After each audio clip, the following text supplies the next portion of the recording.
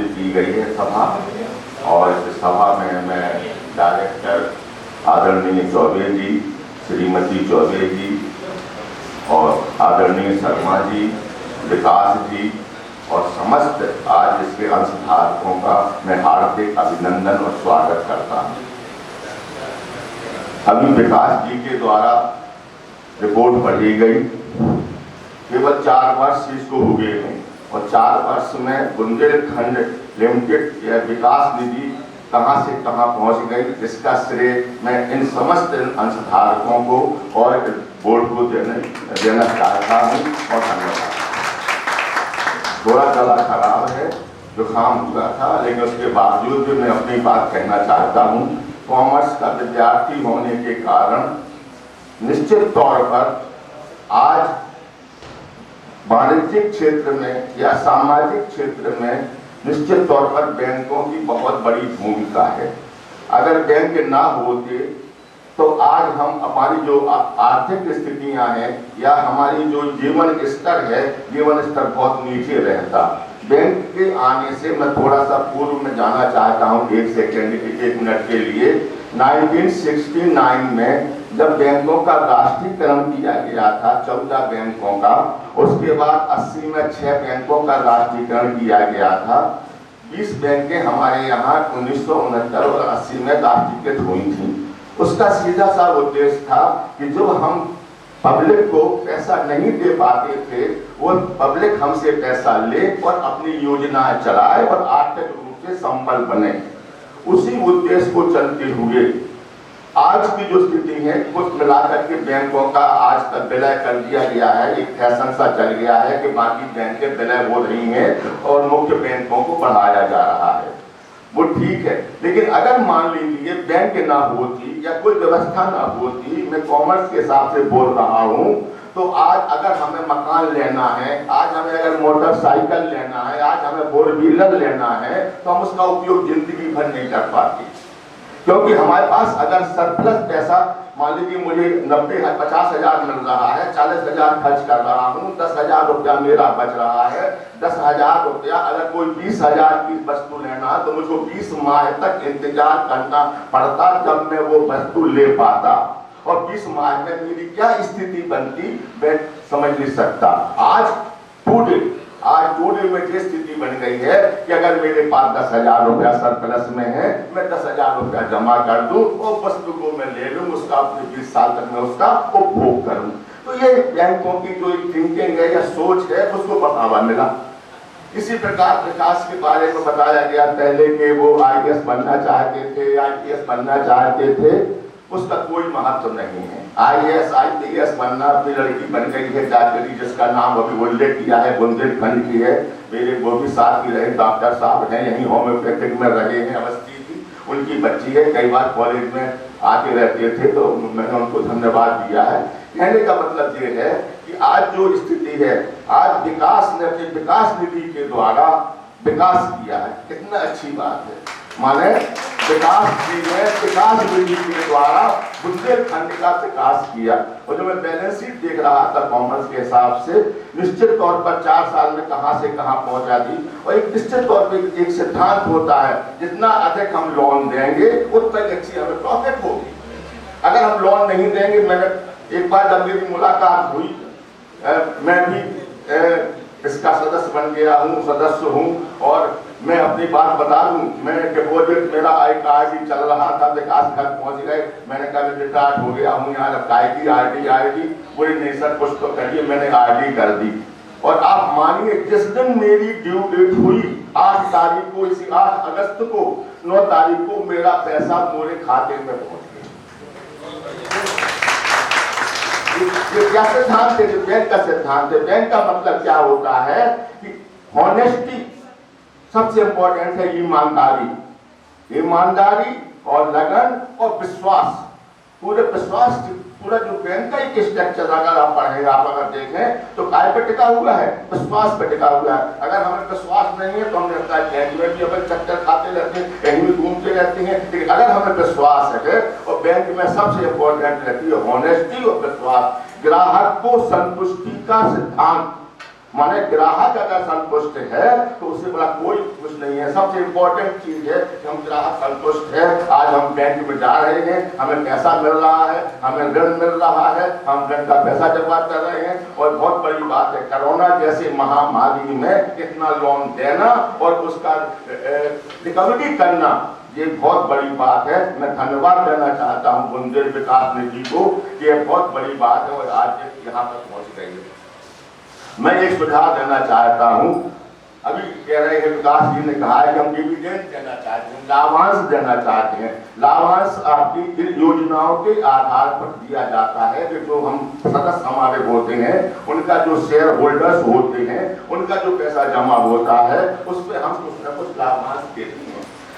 तो लाभांश देने के लिए अगर हमारे अंशधारकों की जो पैसा है उसकी वृद्धि थोड़ी की जाए तो बहुत अच्छा हमें मिल सकता है।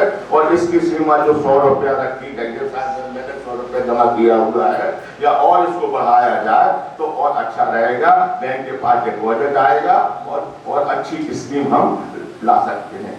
और मैं ज्यादा न कहता हुआ धन्यवाद देना चाहता हूँ। और मैं कहना चाहता हूँ कि आज से कुछ दिन पहले लिमिटेड शब्द हट जाएगा, बैंकिंग व्यवस्था हमारी आ जाएगी और यह जो है विकास का विकास होकर के बुंदेलखंड में विकास निधि योजना ना होकर के यह एक बैंक बन जाएगा। और आज का जमाना PPP पर चलता है, 3P का मतलब है प्राइवेट होना, मतलब पब्लिक प्राइवेट पार्टनरशिप, इसके हिसाब से चलती है। और PPP के आधार पर मॉडल पर विकास उन्नति करेगा और अगली सभा में हम और अच्छी पोजीशन पर होंगे। धन्यवाद। निश्चित तौर पर ये आशीर्वचन फलीभूत होंगे। मैं सर को ये बताना चाहता हूँ कि जो 100 रुपये का जो शेयर है वो नॉमिनल मेंबरशिप है एक्चुअली। अगर आप चाहें या कोई भी तो ज़्यादा शेयर भी इसमें ले जा सकते हैं। ये तो मिनिमम कंपलसरी है कि कोई भी को हमें मेंबर बनाना है किसी व्यक्ति को, तो उसको एक 100 रुपये का शेयर अलॉट किया जाता है। मिनिमम शेयर की वैल्यू 10 रुपये है और इस तरह से 10 शेयर कंपलसरी हर आदमी को दिए जाते हैं, तो 100 रुपये ले लिए जाते हैं। पर यदि कोई चाहे, कई ऐसे लोग हैं जो जैसे अभी नंदी सर बैठे हैं, उन्होंने 1000 रुपये से शेयर लिए थे, तो ऐसे कोई भी मतलब उसमें ये नहीं है कि कोई सीलिंग नहीं है, वो है। और निश्चित तौर पर आपने जो मार्गदर्शन दिया, ये जीवन का जो आपका निचोड़ है, इतने सालों का कॉमर्स के मनीषी रहे हैं आप, महाराजा महाविद्यालय के, मुझे बहुत नज़दीक से आप मैंने देखा है आपको काम करते हुए। तो निश्चित तौर पर आपका जो असेसमेंट है वो बहुत अच्छा है और इसी तरह से हम काम करें, आपका आशीर्वाद सदैव वो हमारे लिए बना रहे, ऐसा हमें पूर्ण विश्वास है। हमारे बीच में हमारे छोटे भाई और इस शहर के बड़े अच्छे पत्रकार श्री अंकुर यादव जी बैठे हुए हैं, बहुत अच्छे वक्ता हैं। उनका अपना एक असेसमेंट मैं जरूर चाहूँगा। मैं उनकी वक्तव्य कला का बड़ा कायल रहता हूँ। जब भी वो बोलते हैं तो उनको लगता है कि सुनते रहे, तो मैं चाहूँगा कि वो आए और 2 शब्द जरूर कहें, उसके बाद फिर इस कार्यक्रम को थोड़ा आगे बढ़ाया जाए। आइए अंकुर यादव जी, सभी लोग तालियों से एक बार मैं इस पूरे कार्यक्रम की रिपोर्टिंग तैयार कर रहा था तो मेरे माथे पे बल पड़ रहे थे, क्योंकि मुझे बैंकिंग कम समझ में आती है। फिर भी मोटा मोटा जितना समझ में आया उससे ये अंदाज़ा लगाने में मैं थोड़ा सा ठीक महसूस कर रहा हूँ कि एक कम्युनिटी बैंकिंग का जो ढांचा तैयार किया है विकास जी ने, वो अब पब्लिक सेक्टर में जिस तरह से काम कर रहा है कि शुरुआत में एक बात आई कि ई-रिक्शा जो चालक हैं हम उन्हें लोन दे रहे हैं और वो एक तरह से रोजगार बढ़ा रहे हैं। तो हम भले ही इस कमरे में बैठकर बैंकिंग के ग्रोथ पर, इसके कॉमर्स पर, अर्थव्यवस्था पर बात कर रहे हों, लेकिन यहाँ कमरे में बैठ के जो भी योजनाएं बनाई जा रही हैं उसका किसी गरीब की जिंदगी पर फर्क पड़ रहा है, ये बहुत बड़ी बात है। और मुझे लगता है कि जब ये दायरा और बढ़ेगा, जब इसके डिपॉजिट बढ़ेंगे और जो लोन की कैपेसिटी है वो जब बढ़ेगी, तो बुंदेलखंड विकास निधि बहुत सारे परिवारों को लाभान्वित करेगी। और निश्चित रूप से बुंदेलखंड जैसे हिस्से में इस तरह की बहुत सारी संस्थाओं की आवश्यकता है, जो ऐसी संस्थाएं जो न केवल अपने भीतर अपने ढांचे में रोजगार का सृजन करें, बल्कि उन संस्थाओं की मदद से वैकल्पिक रोजगार बहुत सारे पैदा हों। तो मैं जितना समझ पाता हूँ बैंकिंग को उतना ही अपने अनुभव इस मौके पे बता रहा हूँ। बहुत शुभकामनाएं हैं मेरी। 4 वर्ष की अवस्था में इस छोटी सी आयु में ही बुंदेलखंड विकास निधि ने बहुत कामयाबी अर्जित की है। मेरी शुभकामनाएं हैं कि अगले वर्ष वो एक पूरे बैंक के तौर पर हमारे बीच काम करें और हमें ये गौरव प्राप्त हो कि हमारे बुंदेलखंड का खुद का एक बैंक है। Thank you. हमारे बीच में राम किशोर जी अग्रवाल जी का मार्गदर्शन चाहेंगे। आदरणीय श्री राम जी अग्रवाल जी। अभी विकास जी ने जो प्रेजेंटेशन दिया है उससे एक चीज समझ में आई है कि 4 वर्ष की एक छोटी सी अवधि में बुंदेलखंड विकास निधि लिमिटेड ने बहुत तेजी से वृद्धि की है और वो वृद्धि इसलिए महत्वपूर्ण हो जाती है कि पिछले 1.5 वर्ष से हम विपरीत परिस्थितियों से गुजर रहे हैं। मेरी बहुत बहुत शुभकामनाएं हैं कि बहुत जल्दी आप नॉन बैंकिंग फाइनेंस कंपनी में बदलने जा रहे हैं। मैं चाहता हूं कि बुंदेलखंड विकास निधि बुंदेलखंड क्षेत्र के लोगों के रोजगार सृजन में सहायक बने। बहुत बहुत धन्यवाद। अभी विकास जी ने जो बैंक की जो 4 साल की यात्रा सबको बतलाई है उसके लिए आपको बहुत बहुत शुभकामनाएं। 4 वर्ष की अवधि में बच्चे नर्सरी तक पहुंच पाते हैं, आप तो उसके बहुत आगे पहुंच गए हैं और इसी तरह आगे बढ़ते रहे। मेरी बहुत बहुत शुभकामनाएं आपके साथ हैं। मेरा एक निवेदन मैंने पिछली बार भी आप लोगों से किया था कि जिस प्रकार से आप लोगों ने ये ई रिक्शा के लिए फाइनेंस किया है, इसी प्रकार से छोटे छोटे धंधे वालों को, दुकानदारों को जोड़ने का प्रयास करें। क्योंकि छतरपुर में मैं जो पत्रकारिता जगत से जुड़ा हुआ हूँ, अक्सर देखने में आता है कि भले ही सरकार ने सूदखोरी पर प्रतिबंध लगा रखा है या अखबारों में पढ़ने बहुत अच्छा लगता है, लेकिन आज भी बहुत बड़ा वर्ग ऐसा है जो सूदखोरों के चंगुल में फंसा हुआ है। तो बहुत ज़्यादा उनसे ब्याज दिया जाता है। यदि आप लोग आम आदमी से जुड़ेंगे, छोटे छोटे रोजगार धंधे वालों से जुड़ेंगे तो निसंदेह बैंक को भी फायदा होगा और वो लोग लुटने से पिटने से बच जाएंगे। बहुत बहुत धन्यवाद। कई बहुत सारे जो डेली डिपॉजिट की जो बात हुई थी आपको बताया था, वो डेली डिपॉजिट एक्चुअली ऐसे ही लोगों से लिए जाते हैं जो छोटे छोटे दुकानदार हैं और उन्हीं को हम किसी को 50,000 या किसी को 1 लाख रुपए उनको लोन भी दिए हुए हैं। तो हर तरह के सेगमेंट में हर तरह के लोग हैं और मैक्सिमम लोन जो है वो इस तरह से बांटा जाता है कि उन लोगों तक पहुंचे जो बैंकिंग परिधि में नहीं आ रहे, क्योंकि अभी भी बहुत सारे लोग ऐसे हैं जो बैंकिंग परिधि में नहीं आते। बैंकिंग में इतने सारे नियम हैं, इतने सारे पेपर्स मांगे जाते हैं कि अच्छे अच्छे लोग जो है उस परिधि से बाहर हो जाते हैं। तो वो कहाँ जाए? जब ये जब कॉन्सेप्ट आ रहा था बुंदेलखंड निधि का मेरे दिमाग में, सॉरी मतलब एक बैंकिंग का आ रहा था, तो मेरे दिमाग में यही योजना थी कि हमें उन सेक्टर के लिए काम करना है जिसकी पहुंच आज भी बैंक तक नहीं है। यद्यपि जनधन योजना में उनके खाते जरूर खुल गए हैं, लेकिन टेक्निकली बैंक आज भी उनको फाइनेंस नहीं करते। ये बिल्कुल यथार्थ है, क्योंकि अब वो मांगेंगे 4 साल का ITR, अब ITR उनके पास है ही नहीं, तो कहाँ से लोन देंगे?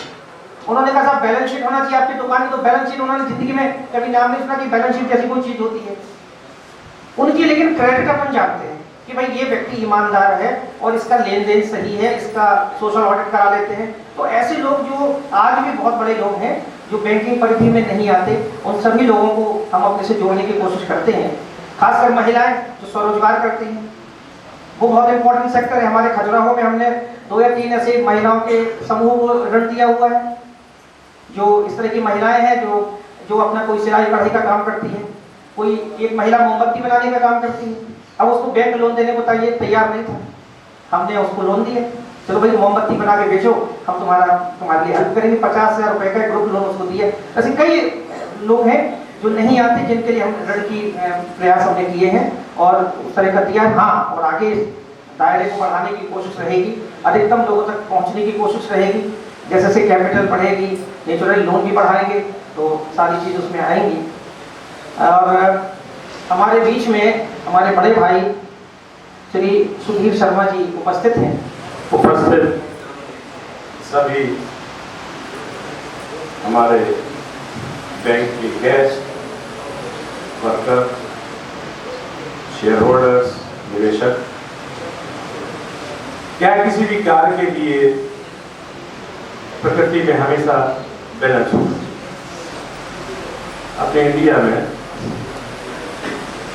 जब भी कोई काम होता है तो सबसे पहले ये अभी भी आज भी मेल इन्फ्लुएंस कंट्री है, ये सब तो हमने आपसे यहाँ महिलाओं के लिए भी अभी प्रोग्रेस की बहुत जगह है।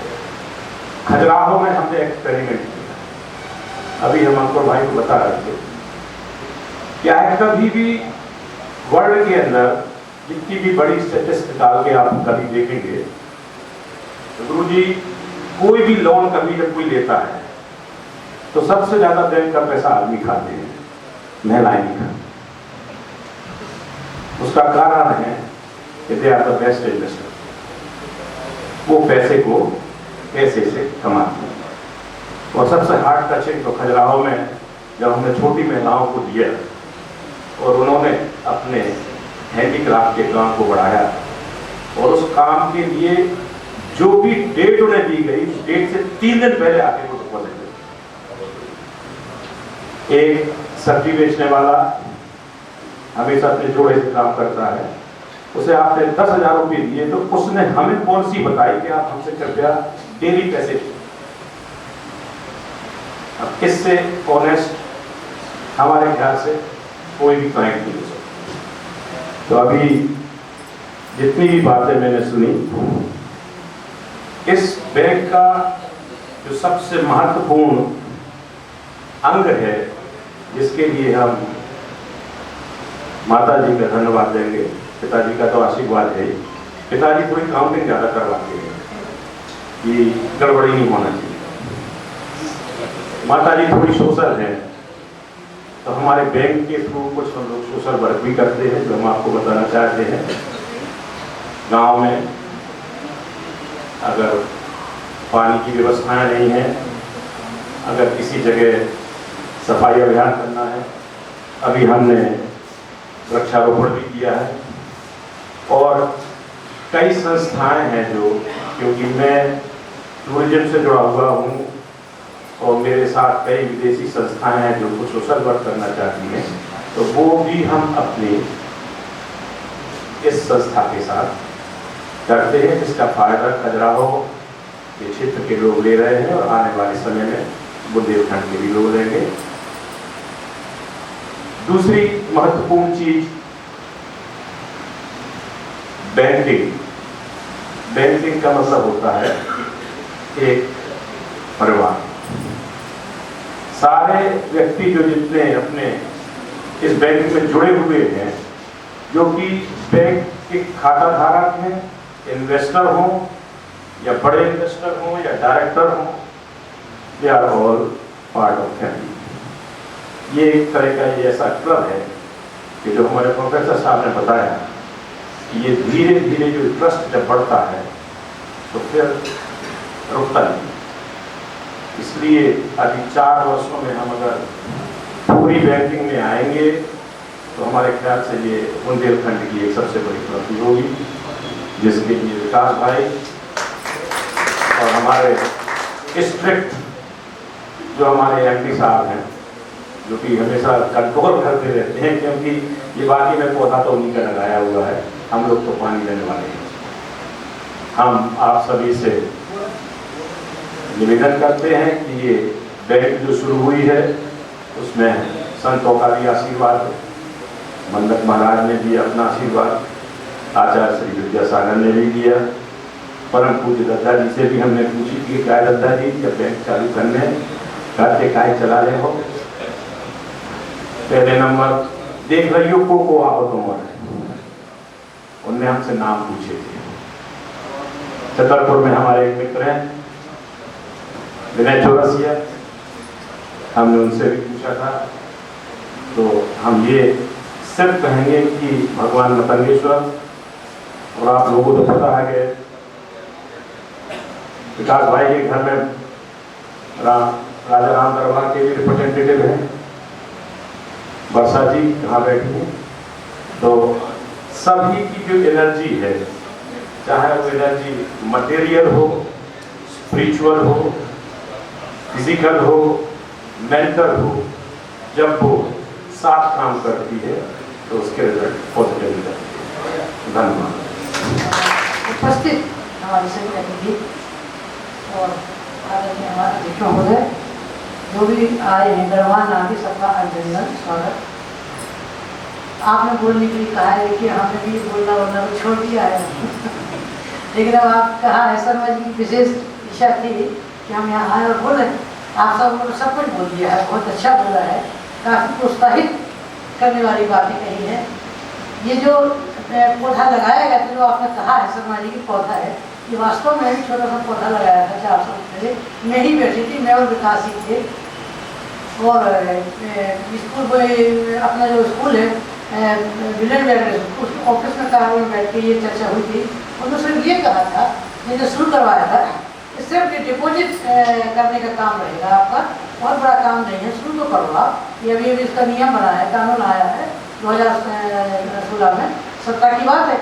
और आपके पास कितने खातेदार हैं कि उसके कि आप ये आसानी से कर लोगे। समझ ही नहीं सकते थे उस समय कि इतना बड़ा काम बनेगा, ये इतना बड़ा काम बन जाएगा। तो कहा छोटा सा काम भैया कर लो, क्या लगना है, कितना खर्च लगेगा? बोले बहुत 3 लाख।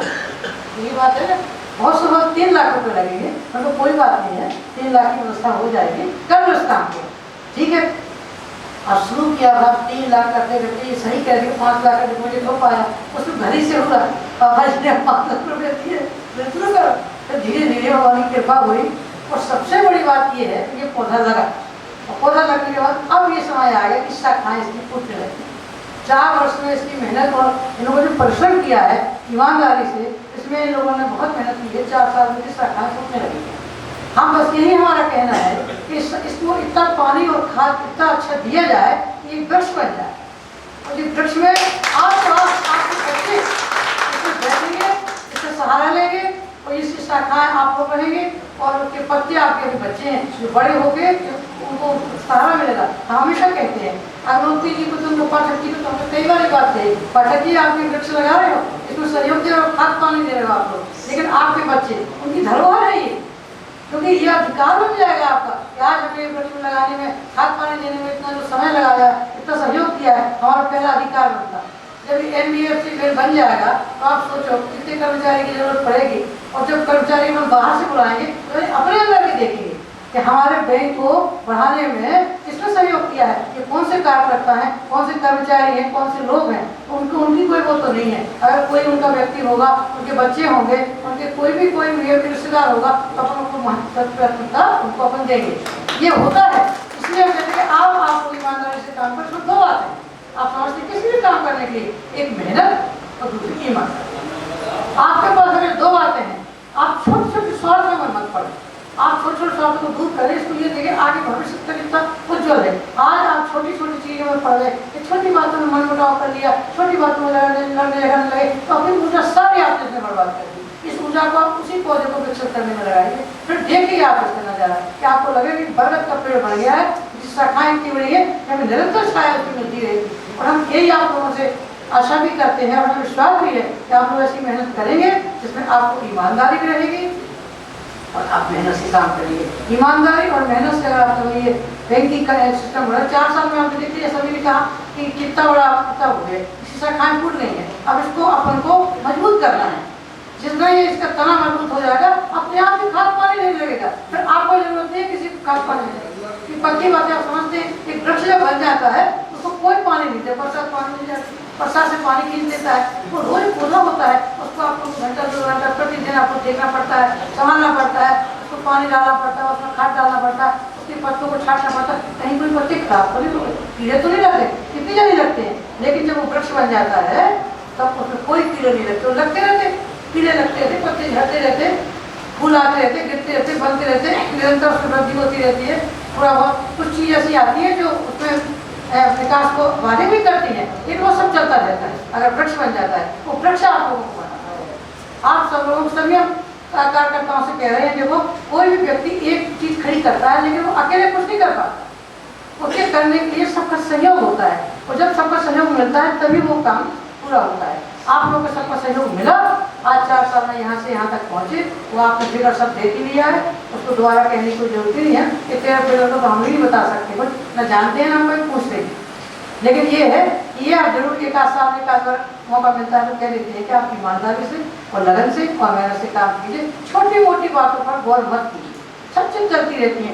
एक परिवार में अपन लोग 4 लोग होते हैं तो 4 लोगों में आपस में विवाद हो जाते हैं, नहीं होते, लेकिन परिवार में परिवार नहीं छोड़ते, परिवार में ही रहते हैं। आज थोड़ा सा विवाद 1 घंटे बाद फिर बात होने लगी, ये होता है, विवाद होते हैं, कुछ समस्याएं ऐसी आती हैं तो मनमुटाव भी हो जाते हैं, लेकिन सब दूर हो जाता है, वहीं बैठ के अपन लोग सब कुछ सुलझा लेते हैं। आप लोगों के ऐसा कुछ है नहीं है, आप ये मत समझिए कि हम किसी वजह से कह रहे हैं, ऐसा कुछ नहीं है। लेकिन अगर ऐसा हो तो आप कभी इस बात को ध्यान न देखें, हमको ये देखना है कि जिस संस्था में हम बैठे हैं, भाई आपको तो कुछ में आप ये सोचिए कि जिन इस पौधे को लगाया है या जिनने शुरू में उसमें पैसा लगाया है या मेहनत लगाई है या दिमाग लगाया है, कुछ तो लगाया है, जब वो पौधा लगा है तो आप सोचो कि आपको आज करने से कुछ तो मिल रहा, अभी उनको कुछ नहीं मिला जिनने लगाया है, उनको तो जब मिलेगा जब प्रॉफिट मिलेगा, प्रॉफिट में आएगा अपने तभी मिलेगा उनको। तो आप सोचो प्रॉफिट में कितनी जल्दी लाना है, वो कब तक इंतजार करेंगे? वो लगाने वाले, मेहनत करने वाले, इस पौधे को लगाने वाले, उसको खाद पानी देने वाले कब तक इसको खाद पानी देंगे? उनको तो चाहिए है ना मेहनत आना। तो जल्दी से जल्दी आप जितने अच्छा विकास काम करेंगे मेहनत से, लगन से, उतनी जल्दी उसको वृक्ष बनेगा, उनको प्रॉफिट मिलेगा। और जिस दिन को प्रॉफिट मिल गया, आप देख लेना आपके पास पैसे लगाने वाले इतने लोग आ जाएंगे कि आप संभाल नहीं पाएंगे उस पैसे को। ये हमारा विश्वास आप लोगों को विश्वास से निवेदन है और विश्वास भी है कि आप लोग ऐसा करेंगे। और किसी सब शब्दों के साथ आपको पुनः बहुत बहुत आभार, बहुत बहुत आप लोगों ने समय दिया, सुना, बैठे। और खासकर हम तो वैसे कोई वक्ता भी नहीं बोलने वाले, शर्मा जी के कहने पर हम चलने वाले, क्योंकि इन्हें हम मानते भी बहुत हैं, ये हम विकास के बड़े भाई जैसे मानते हैं, बिल्कुल इसमें कोई बुराई नहीं है। बड़ा सहयोग विकास के लिए रहता है उनका, बहुत ही प्यार करते हैं विकास को और बहुत ही सहयोग का रहता है। इसी तरह का सहयोग हमेशा बना रहे, हमें बड़ा भरोसा रहता है शर्मा जी के ऊपर। हम हर बात पे कहने लगते हैं विकास शर्मा जी से पूछा नहीं पूछा तो बताते हो या ना बताते हो, तो कभी भी आप पूछ लेना, हम शर्मा जी से पूछे, शर्मा जी से पूछ के बात करना, शर्मा जी से बात मत छुपाना। वो बड़े हैं, बुजुर्ग हैं, सारी हैसियत है उनमें, समझिए। तो बच्चा भी उनके सामने बहुत छोटे हो, इसलिए उनका सहयोग हमेशा बना रहा है। मैं उनसे भी हमेशा निवेदन करती हूँ, वो हमेशा विकास को छोटा भाई है, बच्चे जैसा माने, सहयोग करे, मेहनत वो करेगा पर सहयोग आपको करना है, समझ आपको देनी है और हर समस्या का समाधान आपको करवाना है। और आप सभी लोग सहयोग करके, स्वयं भाई साहब तो बहुत ही सहयोगी है, इनका तो हम बहुत ही शुक्रगुजार है। विकास के हर कार्यक्रम पर आते हैं, आप सभी लोग आते हैं। राम भाई साहब भी बहुत ही हमेशा शुरू में पहली बार जब किया था उसका जब आया था लॉन्च किया तब भी आप आए थे, तब भाई सबका सहयोग रहता है। और ये माँ साहब तो जो है तो विकास को पढ़ाया है, हमेशा उधर रहता है, हमेशा उस मॉडल जैसी की कहानी है। एक बार की बात बताएं, जब विकास या अविनाश पढ़ता था, अविनाश पढ़ने में ये भी बहुत टॉपर थे और अविनाश तो और बिल्कुल टॉपर था, मतलब पूरे नंबर लाता था, हर जगह टॉप करता था। छोटा बेटा हमारा जो डॉक्टर है उसने टॉप किया। तो वो आपको याद है हिमांशु पढ़ता था उसके साथ में, उर्मिला मैडम है उनकी माता जी टीचर रही, वो आके हमारे यहाँ झगड़ा करते हैं, बोले आपके बच्चे ने टॉप किया है, मेरा बच्चा ज़्यादा होशियार है, आपको सबसे और इनसे लोगों से ज़्यादा परिचय है और आपकी वजह से आपके बच्चे को उसने टॉप कर दिया। आपने उससे कहा, प्रेशर डाला, भैया हमने तो हमको बच्चों के पास प्रेशर डाला, बच्चे पढ़ेंगे तो लाएंगे। उसके बाद में वो ही गए तो फिर आगे जब वो विकास डॉक्टर बना तब हमने कहा कि वहाँ पहुँच गया था। तो क्या है कि कहीं कोई की मेहनत करने से रंग लाती है, मेहनत किसी की भी पूरी होती है कि आप सोचो उसमें मेहनत की, मेहनत का फल उसको हमेशा मिलता है। हाँ कभी कभी ये होता है थोड़ा सा समय लगता है, वो अपन उसमें घबरा जाते हैं। विकास ने इतनी मेहनत की लेकिन उसको सफल जिसमें नहीं हो पाए, लेकिन आज ये बैंकिंग का काम देखा, उसने अपने पापा का देखा, पापा की ईमानदारी देखी। इनकी ईमानदारी की मिसाल तो हम बता नहीं सकते, हम कभी कभी परेशान हो जाते हैं, इतना परेशान हो जाते हैं। एक बार ग्वालियर में एक किस्सा आपको होता है, छोटी बड़ी लड़की शादी थी, वहाँ एक कलर सेंटर है, उसमें 30 मिलते थे साड़ियों के, हमने खरीदे, उसने हिसाब दिया और हिसाब में 200-150 रुपये उसमें कम लगाए और हमने हिसाब देखा, हम समझ गए। हम आज के ज़माने के हिसाब से बात करते हैं और वो आज भी वही है, चाहे कुछ हो जाए, ईमानदारी मतलब ईमानदारी। तो हमने कहा पैसे देने बोलो बोलो हमको तो हिसाब, आज भी हिसाब देखते हैं, हिसाब जरूर देखते हैं। शर्मा जी ने कहा ना कि हिसाब वाले बड़े हिसाब वाले हिसाब जरूर देखते हैं और पूरा टोकेंगे, डांटेंगे, बताएंगे। हाँ बोले देखा, बोले लोगों को आपने गलत हिसाब बताया, वो चौंके बोले क्या सर, हमने कहा क्या 20 का कम बताए, उसका राय तो ना उसने बताया ना, अरे उसने बताया तो हमने थोड़ी बताया, उसने जो मांगे वो दे दो, 150 रुपये नहीं, उसने कहा 150 रुपये में उतना क्या होता, इसको बता दो कि इसने 150 रुपये का कम हिसाब लगाया और 150 रुपये को 50 रुपये चौकने के बाद भी अगर है तो उसने कहा तो हमें कहेगा भी तो भैया आपका हिसाब अपने को आपने इतने उदाहरण दे दिए। आप मतलब उस समय 150, आज से 25 साल पहले की बात है, 150 रुपये का वहाँ को होता था, तो आपने फोन उसका धन्यवाद दिया, कहा ऐसे लोग कहाँ मिलते हैं साहब, तो मैं बैंक में हूँ, मैं बड़ी वो बताइए कि बैंक की किससे भी ईमानदारी बहुत है, तो बहुत लंबी बात हो जाएगी, लेकिन वो सीखा है, विकास ने भी सीखा, विकास को यही है ईमानदारी से करनी, इसीलिए वो किसी को टोक देते होंगे, हो सकता है कभी किसी को बुरा भी लगा हो, इसलिए ये ना मान के ये देखें जब हमारे सब ईमानदारी से करते हैं तो अपने काम को ईमानदारी से करना है, मेहनत से करना है, विश्वास से करना है, आप निश्चित आप लोग सफल होंगे और आप उनको सहयोग ऐसे मिलता रहा तो ये प्रश्न बन जाएगा और ये हमारा आशीर्वाद भी है और हम भगवान से प्रार्थना भी करते हैं। सबके साथ एक बार पापा जी स्टेट बैंक ऑफ इंडिया में मेन ब्रांच में टेलर में बैठे हुए थे और मम्मी ने एक चेक साइन किया और उसमें गलती से सुधार चतुर्वेदी लिख दी और वो सुधार चौबे का अकाउंट था और पापा जी के पास पहुंचा, पापा जी ने उस चेक को डिसऑनर कर दिया। अब खुद मतलब अपनी पत्नी का जो आदमी चेक डिसऑनर करने का साहस रख सकता है उसकी ईमानदारी किस लेवल की होगी ये आप अंदाजा लगा सकते हैं। ये लाइव एग्जाम्पल है, आप तो पूछ सकते हैं इससे। बोले साहब हमने जब पूछा कि ऐसा क्यों किया, सब गलत था, नियम तो ये है कि जो अकाउंट होल्डर नाम मैच होना चाहिए, मैच नहीं हुआ उसमें ये थोड़ी कि सुधा चौबे बैंक को थोड़ी पता कि वो है एक ही है, बैंक तो अलग अलग है, सुधा चौबे अलग सर है, सुधा चतुर्वेदी अलग है, गलती उन्होंने की, सुधा चौबे की साइन करना चाहिए, सुधा चतुर्वेदी की साइन कर दिए, समझ कर दिया। क्यों लिखा, क्योंकि हमारा सुधा चतुर्वेदी करवा दिया था, बच्चे सब चतुर्वेदी लिखते हैं हमारी शादी के बाद, हमारी मार्कशीट बताई थी चतुर्वेदी की मार्कशीट चतुर्वेदी याद है समय, आप हमें चतुर्वेदी की पढ़ी याद है, अब बैंक का खाता चौबीस था, तो कभी कभी ऐसी हमसे गलती होती थी, हम चतुर्वेदी लिखते थे। ये कहने का मतलब है कि किस तरह से जो है चीजें अगर हम उस स्तर की ईमानदारी रखेंगे तो निश्चित तौर पर हमारे प्रधानमंत्री जी, यशस्वी प्रधानमंत्री जी अक्सर एक बात बोलते हैं कि संकल्प से सिद्धि होती है। आज उनका एग्जाम्पल आप देखिए कि किस तरह से पूरी मतलब पूरा पॉलिटिकल जो बिरादरी है उनके विरोध में रहती है, बट वो कभी उस आलोचना से प्रभावित नहीं होते। तमाम आलोचनाओं के बीच भी वो नए नए कोई ना कोई आइडियाज देश को, लोगों को देते रहते हैं। ये बहुत बड़ी बात है। तो इसी तरह से हम भी एक संकल्प करेंगे और उसकी सिद्धि होगी, ईश्वर ने चाहा। हमारे बीच में हमारे वरिष्ठ अधिकारी श्री राकेश अग्निहोत्री जी हैं, तो मैं चाहता हूँ थोड़ा सा कुछ आरबीआई की गाइडलाइंस के बारे में और कुछ दो तीन चीज़ों के बारे में मैं चाहता हूँ कि वो मार्गदर्शन दें और यहाँ आए श्री राकेश अग्निहोत्री जी। सभी अतिथियों और सभी शेयर होल्डर्स, मेंबर्स और हमारे साथी सभी का हार्दिक अभिनंदन। क्योंकि कार्यक्रम पूरा समाप्ति की ओर है, मैं बैठा बैठा सभी को बहुत गौर से सुन रहा था। आदरणीय हमारे गुरुजी प्रोफेसर साहब ने बहुत अच्छा अपना आशीर्वचन दिया, हमारे अग्रवाल साहब ने और हमारे तमाम सभी वरिष्ठ जनों ने और हमारे आदरणीय बड़े भाई सुधीर शर्मा जी ने बहुत अच्छी बातें की। और सबसे अच्छी बात मुझे आदरणीय मम्मी जी की लगी और उन्होंने हम लोगों को एक परिवार के सदस्यों की तरह हमेशा ट्रीट किया है। और अभी जो कुछ उन्होंने बोला है मैं बहुत गौर से सुन रहा था। मैं बिल्कुल आश्वासन देता हूँ मम्मी जी कि हम लोग जितने बच्चे हैं वो हमेशा सदा आपकी आंचल की छांव में रहेंगे और आपके आशीर्वाद से वो जब हमारी शुरुआत हुई थी इस बैंक की उस समय वो याद शायद उस समय हमारे बहुत सारे साथी हमसे नहीं जुड़े थे। मैं वहाँ का पहला एम्प्लॉय हूँ और कभी नहीं सोचा करता था, ना कभी सोचा था कि इस ऑर्गेनाइजेशन को इतना बड़ा होते हुए इतनी जल्दी इतने कम समय में इतना बड़ा होते हुए देखूंगा।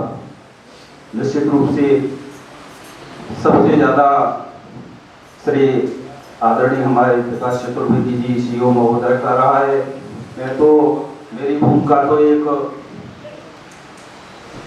सेतुबंदी के समय जो गिलहरी का रोल रहा है, मेरा वो रोल रहा है, तो मैं उसी में अपने आप को भाग्यशाली समझता हूँ कि हमने गिलहरी के रूप में भी काम किया है। आदरणीय अध्यक्ष महोदय जी का बहुत ही अच्छा एक गाइडेंस प्राप्त होता रहा है, मार्गदर्शन प्राप्त होता रहा है। और मैं हमेशा जब भी आते हैं ब्रांच में, हेड ऑफिस में, तो मैं एक ही बात कहता हूँ कि आप आते रहिए, आप आते रहिए ब्रांच में। मैं एक ही बात बोलता हूँ उनसे, क्योंकि उनके आने से एक बहुत एनर्जी मिलती है और एक क्वालिटी मेंटेन होती है। क्योंकि वरिष्ठ हैं, अनुभवी हैं, बैंकिंग सेक्टर एक श्रेष्ठ बैंक सेक्टर्स में काम किया है, उससे रिटायर्ड हुए हैं, तो उनका मार्गदर्शन हम लोगों के लिए बहुत बड़ी बात हो जाती है और उनके पूरे मार्गदर्शन में हम काम करते हैं। और वैसे हमारे विकास चतुर्वेदी जी बहुत ही अनुभवशाली हैं, उन्होंने कियोस्क चलाया था, ये बुंदेलखंड का सबसे बेहतरीन कियोस्क था, उनको अवार्ड भी मिला है इसका स्टेट बैंक का। उस समय जब शुरुआत में कियोस्क और बुंदेलखंड विकास समिति, ये दोनों ज्वाइंट में ऑफिस था, क्योंकि कियोस्क बहुत 25-26 हजार लोग कस्टमर थे कियोस्क में। सरकार स्वाभाविक है कि उनका दिमाग ज्यादा कियोस्क पर आ। इसी तरीके से जैसे मैंने बोला ना कि गिलहरी ग्रुप में वो चला, भगवान का आशीर्वाद रहा। हमारे अध्यक्ष महोदय का भी बहुत अच्छा मार्गदर्शन रहा और धीरे धीरे कारोबार आगे बढ़ा। और ये धीरे धीरे जैसा कि अभी बताया गया था कि हम एनबीएफसी की ओर अग्रसर हैं। कोई भी बैंक की जब शुरुआत होती है तो ठीक इसी तरह से शुरुआत होती है, चाहे वो एसबीआई रहा हो, चाहे पीएनबी रहा हो, चाहे बड़ौदा बैंक रहा हो, कोई भी बैंक रहा हो, ठीक इसी तरीके से शुरुआत होती है जैसे संस्था की हो रही है। लेकिन इतनी सबसे बड़ी उपलब्धि ये होती है कि हम कितनी जल्दी ग्रोथ करें, इस पर डिपेंड करता है। तो 4 साल में इतनी ग्रोथ की है कि हम आज चौथे वर्ष में इस स्टेज पे है कि हम डिविडेंड देने की बात करने लगे हैं। ये सर जैसे बैठे हैं कॉमर्स के प्रोफेसर, ये लोग इस बात को समझ सकते हैं कि जब डिविडेंड देने की बात होने लगे तो यानी कंपनी कितनी प्रोग्रेस कर चुकी होगी। और कल्पना करना कोई बड़ी चीज नहीं होती है। हमने एक अच्छे बैंक की कल्पना की है और सभी का आशीर्वाद रहा है, सहयोग रहा है। और निश्चित रूप से एनबीएफसी के बाद में अगला जो स्टेप होता है वो बैंक का ही होता है। एनबीएफसी होना भी एक बहुत बड़ी अचीवमेंट है अपने बुंदेलखंड में। कोई भी अभी एनबीएफसी नहीं है अपने बुंदेलखंड में, तो एनबीएफसी भी समझ लो कि ये बैंक ही हो जाता है। और मैं एक 2 लाइन में और इसके बारे में बता दूं, निधि कंपनी के बारे में, जैसा कि सर ने बताया है। जो भारत सरकार ने, जो मोदी जी ने जो कल्पना की थी कि ये क्यों आई है निधि कंपनी, निधि कंपनी के पीछे लॉजिक क्या है। सरकार की ये मंशा है, खासतौर से मोदी जी की मंशा थी कि रूरल एरिया के लोगों को सेविंग तक पहुंचाना, बचत से जोड़ना। उन्होंने देखा कि इसके लिए जितने भी कॉमर्शियल बैंकर्स हैं ये उतने सक्षम नहीं हैं, तो उन्होंने निधि कंपनी की ये लॉ लाए हैं और ये पूरा बायलॉज बनाया, पूरा संविधान बनाया, जिसमें आरबीआई प्लस भारत सरकार का सभी के नियम इसमें समाहित किए गए हैं। ठीक है ना। इसमें कुछ पाबंदियां भी लगाई गई हैं, रूल रेगुलेशन भी इसमें बने हैं। आरबीआई की फुल प्रोसेस में पूरी एक, और जब हम वेबसाइट में जाते हैं, अगर आप हो सके सर तो रिजर्व बैंक ऑफ इंडिया की वेबसाइट निकाल के देखें, आप अपने मोबाइल में भी देख सकते हैं। तो यदि हम उसमें जाते हैं तो देखें निधि कंपनियों के बारे में, एनबीएफसी को देखें, एनबीएफसी और बैंकिंग। तो हम अभी जो सरकार ने और आरबीआई ने है वो हमें अभी एनबीएफसी की कैटेगरी में रखा है। तो एनबीएफसी की कैटेगरी में आप देखिए जाएंगे तो दूसरी नंबर लाइन में जो रिजर्व बैंक का पॉइंट है तो उसमें दूसरे बिंदु में स्पष्ट रूप से निधि कंपनी का उल्लेख है। और उसमें उल्लेख मैं खास तौर से इसीलिए बता रहा हूं क्योंकि लोग बात थोड़ा अभी कंफ्यूज हो जाते हैं, कई बैंकरों को भी मालूम नहीं है। सर भी हमारे बैंकिंग सेक्टर से आदरणीय ब्रांच मैनेजर जी, तो बैंकिंग सेक्टर से भी तो लोग बात थोड़ा उन्हें ये जानकारी नहीं होती है कि कितना इंटरेस्ट रेट है। तो मैं बता रहा हूँ, आप अपने मोबाइल पर भी बैठ के सर्च करके देख सकते हैं। तो उसमें 12.5% तक की सीमा दी हुई है। कोई भी निधि कंपनी या एनबीएफसी कंपनी 12.5% तक का ब्याज दे सकती है। मैं अन्य बैंकों की चर्चा नहीं करूँ, वो यहाँ इस मंच से ठीक नहीं होगा। हम अपने मोबाइल पे आसानी से देख सकते हैं किस बैंक की क्या इंटरेस्ट रेट है आज की डेट में, और हम बिल्कुल बोल्डली ये बोल सकते हैं कि हम इतना इंटरेस्ट रेट दिए, लेकिन हम उस रेंज के अंदर हैं।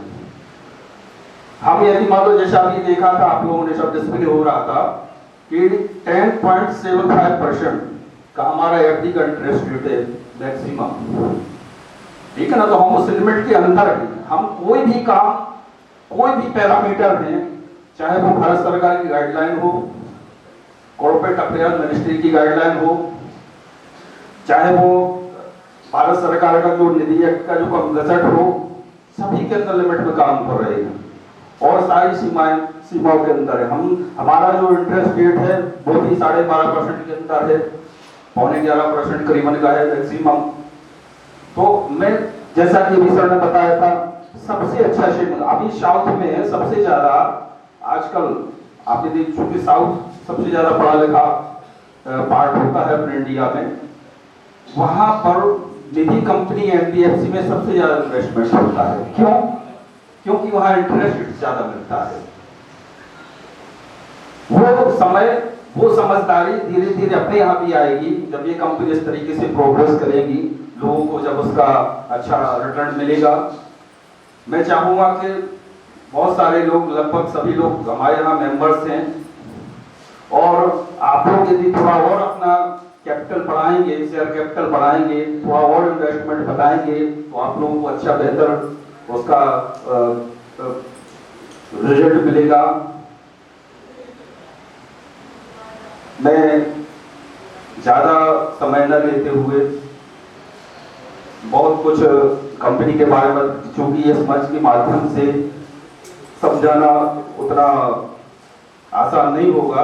अगर किसी को कोई ख्वाहिश है, कोई चीज जाननी है निधि एक्ट के बारे में, एनबीएफसी और कंपटीशन करना हो बैंकिंग का और निधि कंपनी का या एनबीएफसी का, तो ऑफिस में मेरे से कांटेक्ट कर सकता है, ठीक है ना। मैं ज्यादा समय ना देती हूँ, चूंकि आप लोगों ने बहुत अपना अमूल्य समय दिया है। सर ने मुझे आभार प्रदर्शन के लिए भी बोला है। मैं चाहूंगा कि आपका इस अमूल्य समय हम लोगों के लिए आगे बढ़ने के लिए बहुत कीमती साबित हो, बहुत ही अच्छा मार्गदर्शन मिले हमें, और मिला भी है। निश्चित रूप से अब जब हमारी जो अगली भी एजीएम होगी उसमें बहुत सारा परिवर्तन आप लोगों को देखने को मिलेगा। मैं पुनः एक बार सभी माननीय अतिथिगणों का, हमारी मातृशक्ति बहनों का, माताओं का, सभी का, और सभी शेयर होल्डर्स का, सभी मेंबर्स का, सभी खाताधारियों का हम बहुत ही हृदय से आभार व्यक्त करते हैं बुंदेलखंड प्रकाश निधि परिवार की ओर से। धन्यवाद। सभी लोगों से अनुरोध है, एक बार मैं पुनः अपनी जो टीम है, हमारे रीजनल मैनेजर, हमारे डिविजनल मैनेजर, हमारे ब्रांच मैनेजर, हमारे सीईओ सर, आदरणीय चेयरमैन सर, आदरणीय निदेशक माननीय सुधा चौबे जी, उनकी बहू वर्षा चतुर्वेदी जी, हमारी बिटिया आराधना तिवारी, यश पाठक, पूरी रिकवरी टीम को धन्यवाद देता हूँ, और सभी को डिनर बढ़िया तरीके से करवाना चाहिए पूरी टीम को। धन्यवाद।